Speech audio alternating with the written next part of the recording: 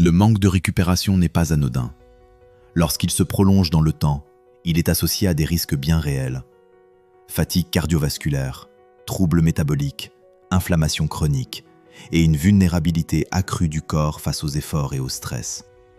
Le problème, c'est qu'après un certain âge, cette usure ne fait pas toujours de bruit. Elle ne provoque pas forcément de douleur. Elle n'envoie pas de signal d'alarme clair. On dort, on se repose. Et pourtant, le corps récupère de moins en moins. Cette fatigue persistante n'est pas un hasard.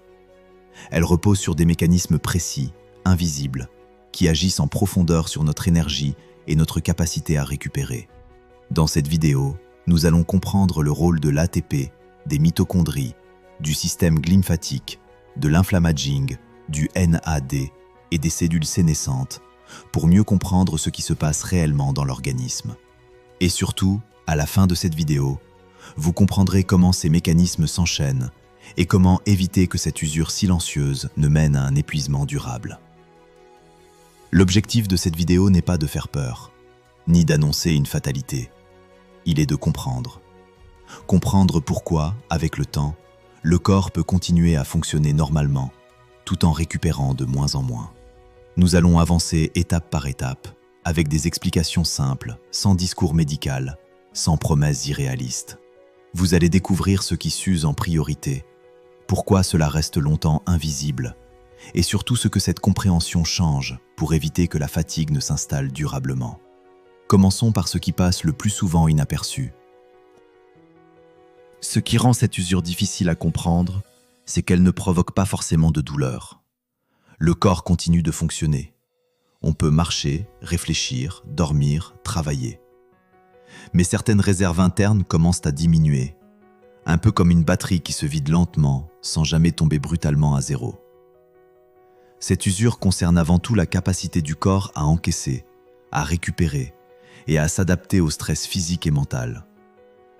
Pendant longtemps, le corps compense, il ajuste, il fait avec moins, sans prévenir. C'est pour cette raison que beaucoup de personnes disent « Je ne comprends pas, tout semble normal, mais je me fatigue plus vite ». Ce n'est pas une faiblesse, ce n'est pas dans la tête. C'est simplement que certaines fonctions profondes commencent à perdre de la marge, bien avant que les premiers signaux clairs n'apparaissent. Et pour comprendre pourquoi cette usure reste longtemps invisible, il faut regarder comment le corps compense, et pourquoi cette compensation finit par atteindre ses limites. Si cette fatigue est si difficile à identifier, c'est parce que le corps possède un formidable système de compensation. Quand certaines fonctions commencent à faiblir, d'autres prennent temporairement le relais. Le corps s'adapte, il ajuste, il maintient l'équilibre. Le cerveau joue un rôle central dans ce mécanisme.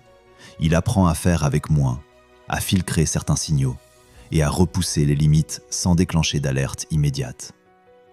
C'est pour cela que la fatigue ne se manifeste pas toujours par une douleur franche, mais plutôt par une baisse progressive de l'endurance, de la concentration ou de la capacité à récupérer. Pendant un certain temps, ce système de compensation fonctionne, mais il a un coût.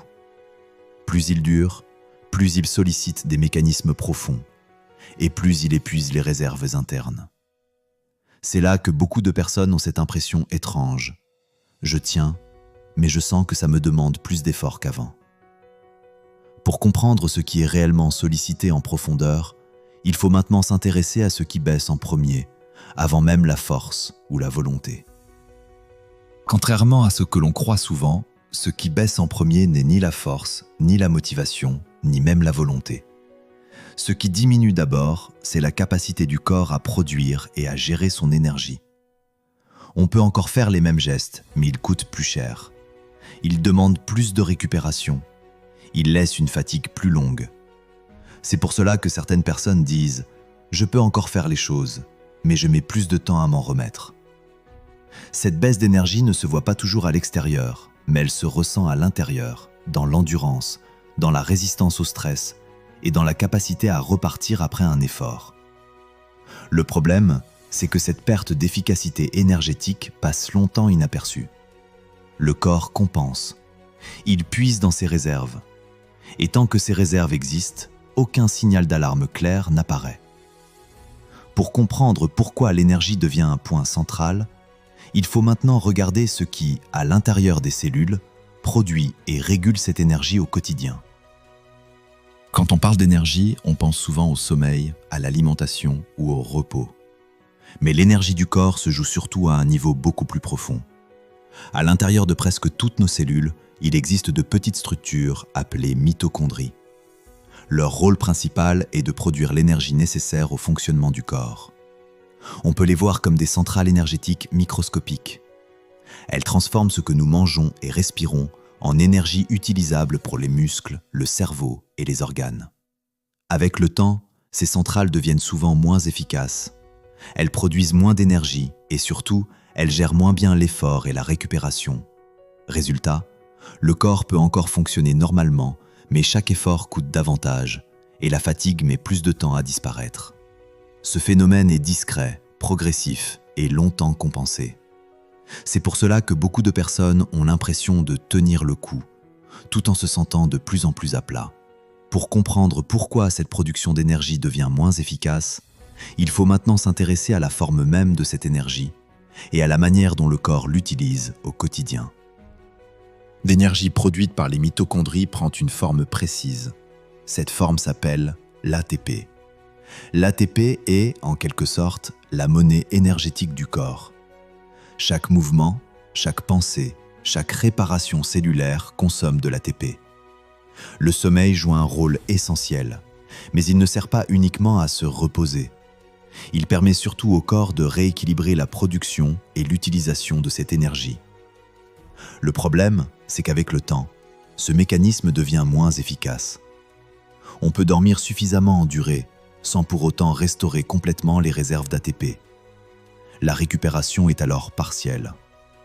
C'est ce qui explique pourquoi certaines personnes se réveillent sans sensation de véritable recharge, comme si la batterie n'avait été remplie qu'à moitié. Cette récupération incomplète n'est pas toujours perceptible immédiatement. Elle s'accumule, nuit après nuit. Et lorsqu'elle se prolonge, elle contribue à cette fatigue persistante, même en l'absence de manque de sommeil apparent. Mais l'énergie n'est pas le seul élément à se réorganiser la nuit. Il existe aussi un autre mécanisme essentiel, chargé du nettoyage profond du cerveau pendant le sommeil.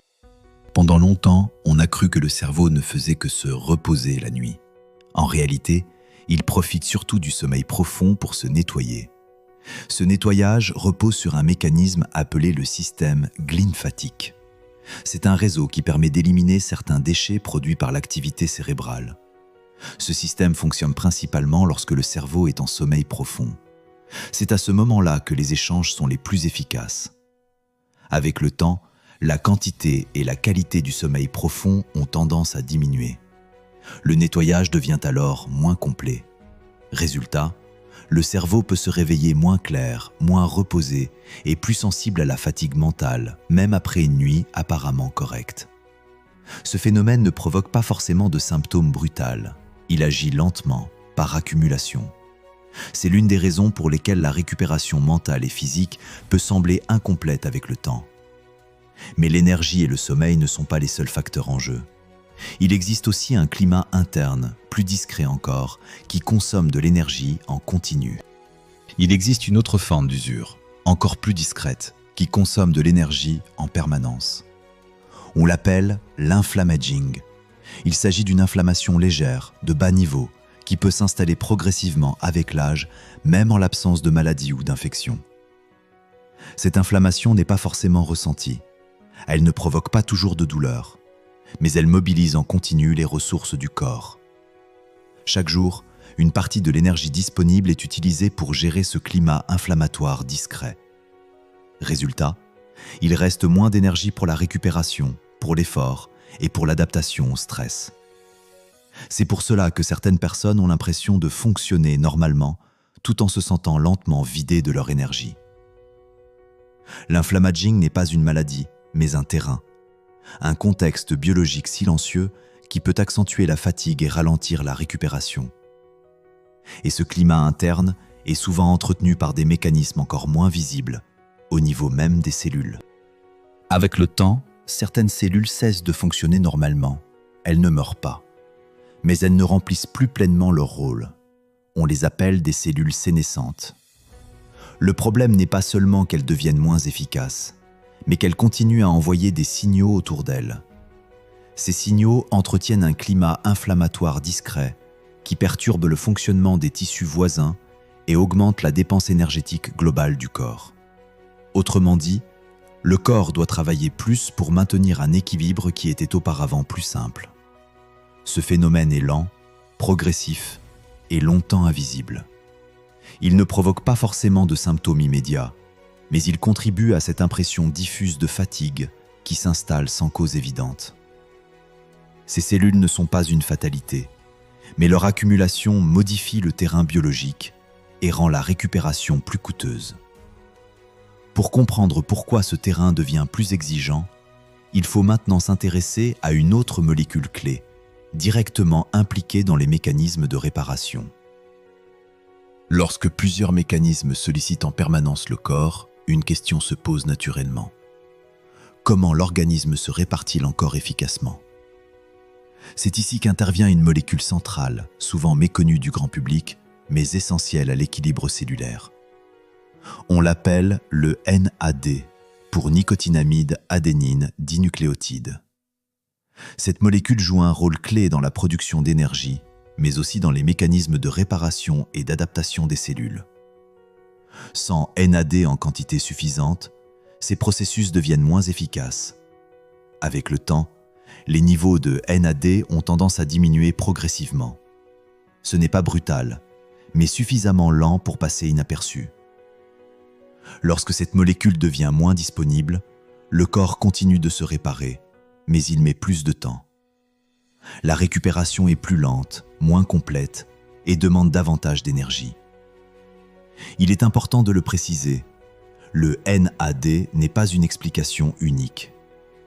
Il agit en interaction avec d'autres mécanismes, comme l'énergie cellulaire, l'inflammation discrète et la qualité de la récupération. C'est précisément cette accumulation de petits ralentissements, jour après jour, qui finit par peser sur l'ensemble de l'organisme.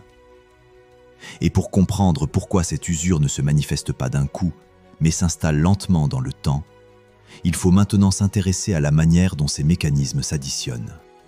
Ce qui rend cette usure si difficile à repérer, c'est qu'elle ne se produit pas d'un seul coup. Elle s'installe lentement, par petites additions invisibles, jour après jour.